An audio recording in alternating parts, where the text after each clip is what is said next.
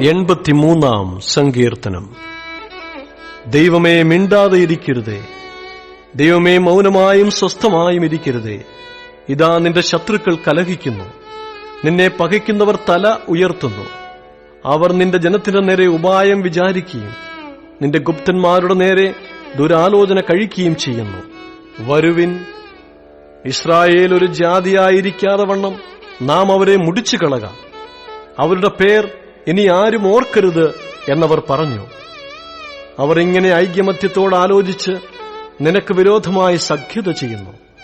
ഏദോമ്യരുടെയും ഇശ്മായേല്യരുടെയും കൂടാരങ്ങളും മോവാബ്യരും ഹഗ്യരും കൂടെ ഹെബാലും അമ്മോനും അമാലേക്കും ഫെലിസ്ത്യ ദേശവും സോർ നിവാസികളും അശൂരും അവരോട് യോജിച്ചു.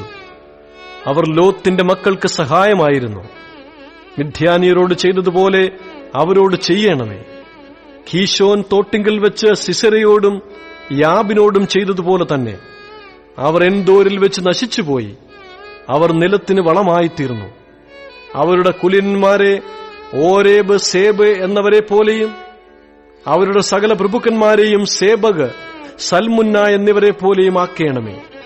നാം ദൈവത്തിന്റെ നിവാസങ്ങളെ നമുക്ക് അവകാശമാക്കിക്കൊള്ളുക എന്നവർ പറഞ്ഞുവല്ലോ. എന്റെ ദൈവമേ, അവരെ ചുഴലിക്കാറ്റത്തെ പൊടി പോലെയും കാറ്റത്ത് പാറുന്ന പതിർ പോലെയും ആക്കേണമേ.